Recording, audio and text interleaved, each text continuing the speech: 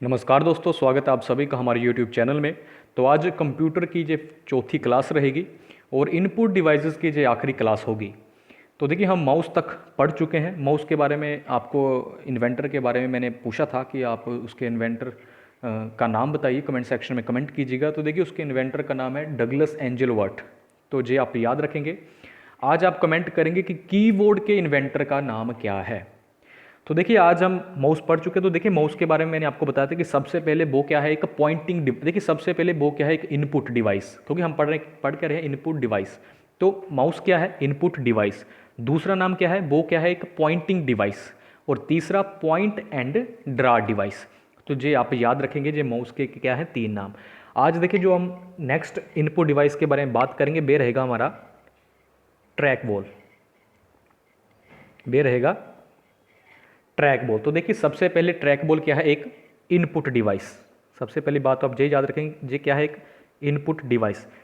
दूसरी बात आप क्या याद रखेंगे कि ये भी क्या है, एक पॉइंटिंग डिवाइस। Pointing device. तो देखिए, मैं आपको बता दूं, देखिए तीन चार पॉइंटिंग डिवाइस है जिनके बारे में आपको आगे बताऊंगा। तो देखिए, क्वेश्चन कभी कभी ऐसे भी बन जाता है। देखिए, ये तो पता कि ये आप क्या है, इनपुट डिवाइस। तो कभी कभी देखिए, क्वेश्चन ऐसे बनता है, आपको चार ऑप्शन दे रखे होंगे और चार ऑप्शन में आपको हर ऑप्शन में तीन तीन डिवाइस के नाम दे रखे होंगे। और क्वेश्चन ये पूछा होगा आपसे कि इनमें से कौन सा कम्बिनेशन पॉइंटिंग डिवाइस को दर्शाता है। तो आपको ये भी याद रखना होगा कि कौन से पॉइंटिंग डिवाइस है। एक तो मैंने माउस की बात की, एक तो माउस हो गया। दूसरा मैं आपको बता रहा हूँ ट्रैक बॉल, जो कि एक इनपुट डिवाइस है। और क्या है, ये भी पॉइंटिंग डिवाइस। देखिए, पहले जो माउस आते थे उसके नीचे एक बॉल लगी हुई आती थी। जब उस माउस को हम समतल जगह पर जब हम उसे मूव करवाते थे, तब कर्सर की मूवमेंट होती थी। तो ट्रैक बॉल को हम देखिए एक और नाम भी दे सकते हैं, up side down. Up side down mouse. तो देखिए, जे आपको शायद ही कोई बताए, up side down mouse. Track ball, सबसे पहले आपको क्या बातें याद रखनी, ट्रैक बॉल क्या है, एक इनपुट डिवाइस। दूसरी, ट्रैक बॉल क्या है, पॉइंटिंग डिवाइस। तीसरी बात, ट्रैक बॉल का, और हम उस ट्रैक बॉल को हम क्या कह सकते हैं, up side down mouse. Up side down mouse. तो जी आप याद रखेंगे, ट्रैक बॉल से और कोई भी प्रश्न नहीं बनेगा। अब हम बात करेंगे जॉयस्टिक की। नेक्स्ट जो इनपुट डिवाइस है उसकी हम बात करेंगे, तो वे है जॉयस्टिक। जॉयस्टिक। सबसे पहली बात, ये क्या है, इनपुट डिवाइस। सबसे पहली बात तो आप ये याद रखेंगे, ये क्या है, एक इनपुट डिवाइस। दूसरा जो सबसे महत्वपूर्ण प्रश्न जॉयस्टिक से बनेगा, तो वे ये बनेगा कि कंप्यूटर में गेम खेलने के लिए किस ऑब्जेक्ट का यूज़ होता है। गेमिंग के लिए कंप्यूटर में गेमिंग के लिए, जब गेम खेलने के लिए किस ऑब्जेक्ट का आप यूज़ करते हैं, तो वे यूज़ होता है जॉयस्टिक का, कंप्यूटर में गेमिंग के लिए।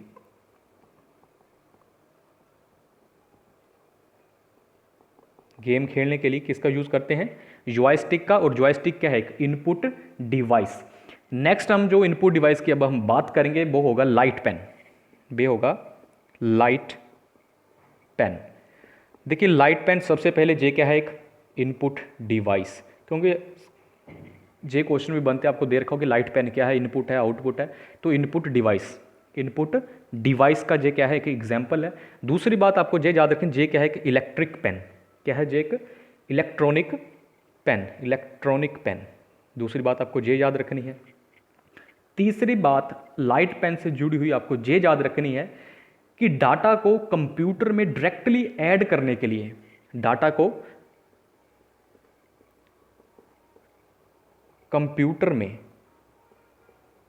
डायरेक्टली ऐड करने के लिए, ऐड करने के लिए हम किसका यूज़ कर सकते हैं, करने के लिए किसका यूज़ करते हैं हम, तो बे भी क्या होगा आपका, लाइट पेन। तो लाइट पेन से जुड़ी आपको क्या बातें याद रखनी कि ये इनपुट डिवाइस है, ये इलेक्ट्रॉनिक पेन है, और डाटा को कंप्यूटर में डायरेक्टली ऐड करने के लिए हम किसका यूज़ करते हैं, लाइट पेन का।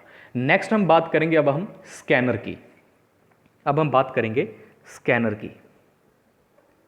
तो देखिए, स्कैनर से सबसे पहली बात, ये क्या है, एक इनपुट डिवाइस। Input device.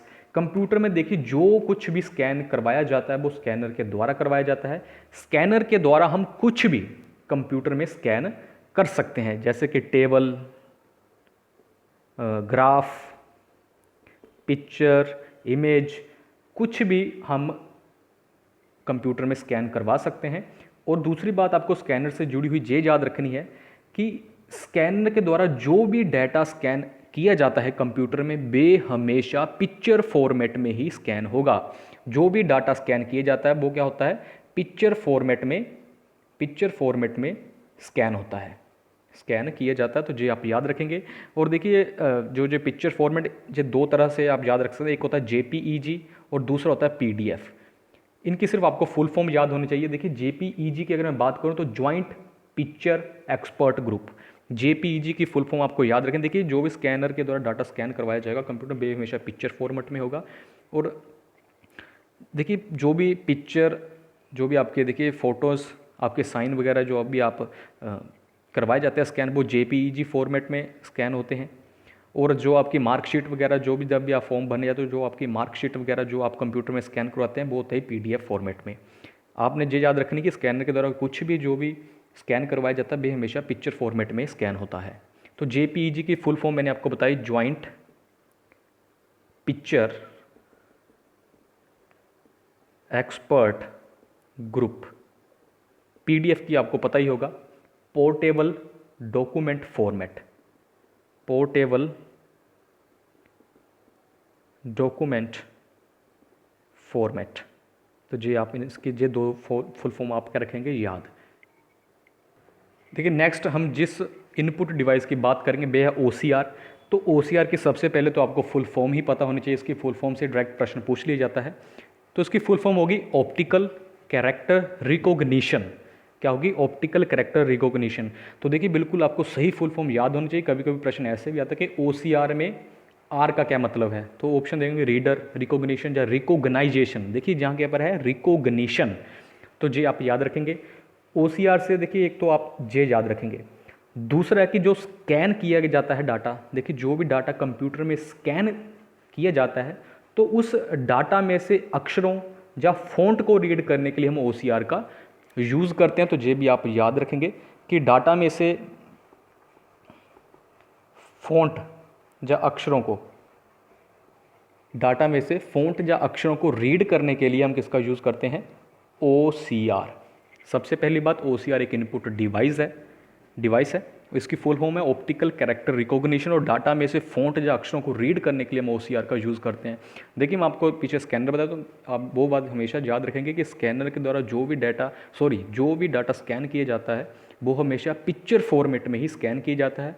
और ये पिक्चर फॉर्मेट दो तरह का होता है, एक JPEG और PDF। JPEG की मैंने फुल फॉर्म बताई आपको और PDF की मैंने आपको फुल फॉर्म बताया। देखिए अगर आपको मेरा पढ़ाया हुआ समझ आता है, मेरी क्लासेस अच्छी लगती हैं, कि आपको लग रहा है कि कुछ अच्छा पढ़ाया जा रहा है कि जो हमारे एग्जाम में पूछा जाएगा, तो देखिए वीडियो को लाइक जरूर कीजिए करें। देखिए नेक्स्ट अब हम बात करेंगे OMR की। OMR की नेक्स्ट इनपुट डिवाइस होगा OMR।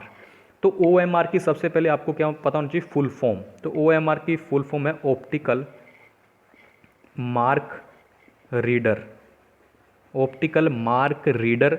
तो ये एक शब्द की फुल फॉर्म पता होनी चाहिए। O से ऑप्टिकल, M से मार्क और R से रीडर।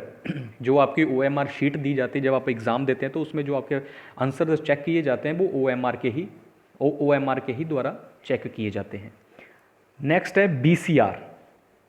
देखिए जिनसे जितने क्वेश्चन या कोई क्वेश्चन बन सकता है वो आपको मैं बता रहा हूँ। OMR से और कोई प्रश्न आपका नहीं बनेगा, फुल फॉर्म ही पूछी जाएगी आपसे।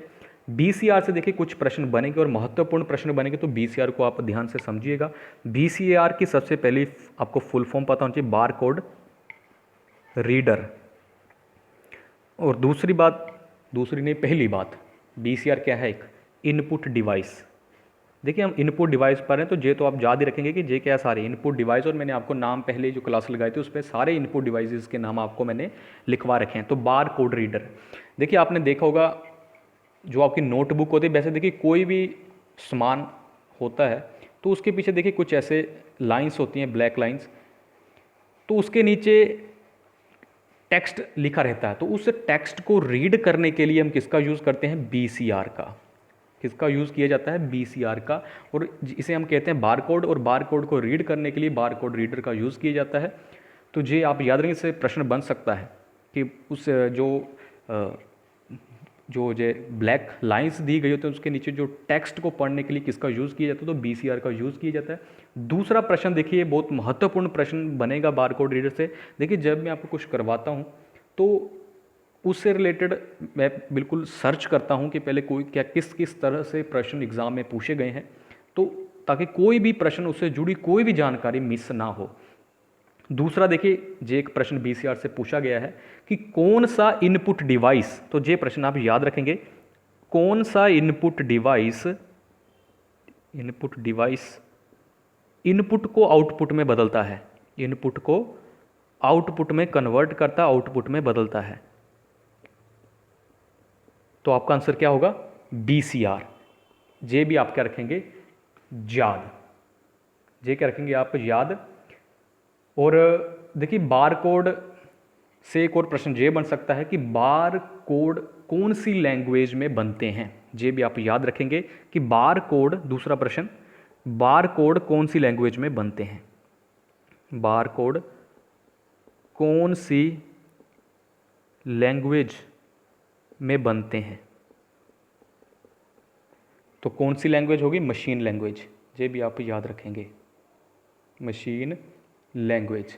तो जे आप रखेंगे याद। इससे बाहर BCR से कोई प्रश्न नहीं बनेगा। फुल फॉर्म और जो इनपुट डिवाइस है, कौन सा डिवाइस इनपुट को आउटपुट में बदलता है, तो BCR। बार कोड कौन सी लैंग्वेज में बनते हैं, तो मशीन लैंग्वेज में। जो ब्लैक लाइंस के नीचे जो टेक्स्ट लिखा रहता है उसे पढ़ने के लिए किसका, जो BCR। देखिए इस तरीके का प्रश्न पता नहीं कभी पूछा गया या नहीं पूछा गया, फिर भी आप याद रख सकते हैं। देखिए जो मॉल्स होते हैं, जो भी बिग मार्केट्स होती हैं, तो उसमें किस इनपुट डिवाइस का सबसे ज़्यादा यूज़ होता है, तब भी आपका क्या आंसर होगा, BCR। देखिए जो मैं आपको एक्स्ट्रा जानकारी देता हूँ, मैं आपको वही पढ़ाता हूँ जो आपके एग्ज़ाम की दृष्टि से महत्वपूर्ण है। तो ये भी आप याद रखेंगे, एक्स्ट्रा फैक्ट तो आप कभी भूलेंगे ही नहीं। तो ऐसे भी प्रश्न बन सकता है। नेक्स्ट हम बात करेंगे, और लास्ट इनपुट डिवाइस की हम बात करेंगे, MICR। MICR और ये भी महत्वपूर्ण है। सबसे पहले आपको इसकी फुल फॉर्म पता होनी चाहिए, magnetic ink character recognition. Magnetic ink character recognition, तो जे आप रखेंगे याद। इसकी फुल फॉर्म, M से मैग्नेटिक, I से इंक, C से कैरेक्टर और R से रिकॉग्निशन। देखिए बैंक इसका यूज़ ज़्यादातर बैंक्स में इसका ज़्यादा यूज़ होता है। देखिए बैंक के जो चेक होते हैं, तो उसके में देखा होगा आपने, कुछ स्पेशल टाइप्स के कोड दे रखे होते हैं, स्पेशल टाइप के कोड्स दे रखे होते हैं। तो उन कोड्स को पढ़ने के लिए किसका यूज़ किया जाता था, MICR का यूज़ किया जाता है। और देखिए वो मैग्नेटिक इंक, यानी कि जो वो करैक्टर्स लिखे रहते हैं, वो जो कोड्स लिखे रहते हैं, वो मैग्नेटिक इंक के द्वारा लिखे रहते हैं। तो उनको रीड करने के लिए किसका यूज़ किया जाता है, MICR का। तो ये आप याद रखेंगे। ऐसा डायरेक्ट प्रश्न पूछा जा सकता है कि बैंक चेक्स पर लिखे गए स्पेशल टाइप्स कोड्स को रीड करने के लिए किस इनपुट डिवाइस का यूज़ होता है या किस डिवाइस का यूज़ होता है, तब MICR का आपका आंसर होगा। और MICR क्या है, इनपुट डिवाइस। तो देखिए मैंने आपको 10 इनपुट डिवाइस करवा दिए, जिनसे और भी क्वेश्चन इनपुट डिवाइस के अलावा और भी प्रश्न बन सकते हैं। जैसे कि एक तो प्रश्न यही रहता है कि कौन इनमें से इनपुट डिवाइस है, ये तो प्रश्न बनता है, परंतु जो मैंने आपको 10 जे डिवाइस करवाए इनपुट, इनसे और भी क्वेश्चन बन सकते हैं, इसलिए मैंने आपको इनको डिटेल में करवाया।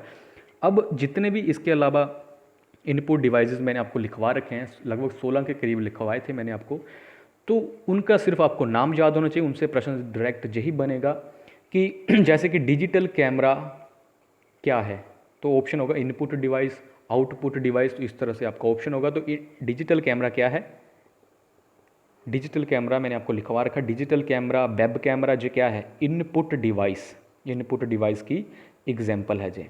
तो जे आप याद रखेंगे। बाकी का देखिए आपको नाम याद रखना है सिर्फ। प्रश्न ऐसे बन सकते हैं, निम्न में से कौन इनपुट डिवाइस है, तो 4 ऑप्शन में 4 डिवाइस दे रखे होंगे, तो उनमें जो आपको पता ही है इनपुट डिवाइसेस कौन कौन से हैं। अब देखिए इनपुट डिवाइस हमने सारे पढ़ लिए, अब हम नेक्स्ट करेंगे शुरू आउटपुट डिवाइस। उससे पहले वो हम अगली क्लास में शुरू करेंगे, उससे पहले मैं आपसे कुछ प्रश्न पूछना चाहूँगा या कुछ आपको प्रश्न बताना चाहूँगा। देखिए सबसे पहला प्रश्न, डाटा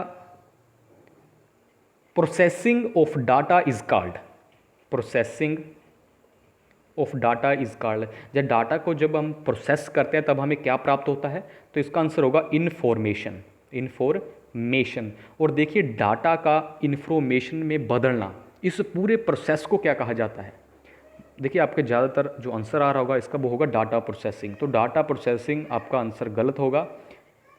डाटा का इन्फॉर्मेशन में बदलना, इस पूरे प्रोसेस को कहा जाता है इन्फॉर्मेशन प्रोसेसिंग साइकिल।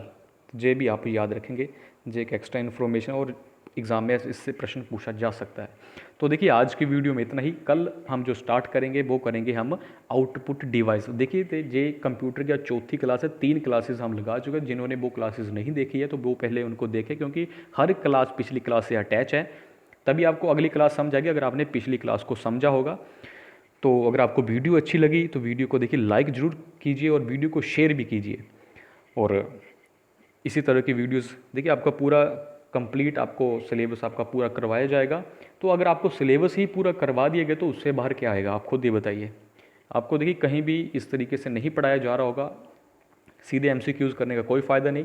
सीधे एमसीक्यूज़ का देखिए क्या आपको नुकसान होता है कि जैसे प्रश्न बीसीआर से उसमें प्रश्न पूछा होगा कि बीसीआर की फुल फॉर्म। ज़्यादातर एमसीक्यूज़ में आपसे सिर्फ यही प्रश्न पूछा जाएगा, आपको मुझे कोई नहीं बताएगा कि मोल्स में सबसे किस इनपुट डिवाइस का सबसे ज़्यादा यूज़ होता है। जी आपको कोई नहीं बताएगा। आपको जो कोई नहीं बताएगा कि कौन सा इनपुट डिवाइस इनपुट को आउटपुट में बदलता। आपको जो कोई नहीं बताएगा कि वार कोड कौन सी लैंग्वेज में बनते हैं। अगर आप एमसीक्यूज़ करें तो वहाँ पर सिंपली आपको एक यही प्रश्न करवाया जाएगा कि बार कोड में आर का क्या मतलब है, जब बार कोड की फुल फॉर्म क्या है, बीसीआर की क्या फुल फॉर्म है।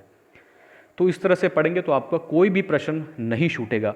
अब देखिए मैंने जितना आपको पढ़ा दिया इनपुट डिवाइसेस, मैंने लगभग आपको सारा करवा दिया। तो अब आप जेओए का जो पिछले साल का पेपर हुआ है उसमें देखिए जो इनपुट डिवाइसेस से प्रश्न पूछे गए हैं उनको आप हल कीजिए। और देखिए जो उसमें इनपुट डिवाइसेस से प्रश्न पूछे गए, क्या मैंने जो आपको करवाया उसी में से है, जो उससे कुछ बाहर पूछा गया, आप जे जाकर देख सकते हैं। तो आज की वीडियो में इतना ही। चैनल के साथ जुड़े रहें। देखिए अगर चैनल को सब्सक्राइब और बेल आइकन को आपने प्रेस नहीं किया है तो जो वीडियोस आगे आएंगी उसकी नोटिफिकेशन आपको नहीं मिलेगी और आपकी क्लासेस क्या हो जाएंगी, मिस। रेगुलर स्टडी आपकी फिर नहीं हो पाएगी। तो इसलिए चैनल को सब्सक्राइब जरूर कर लें और बेल आइकन को जरूर प्रेस कर लीजिएगा।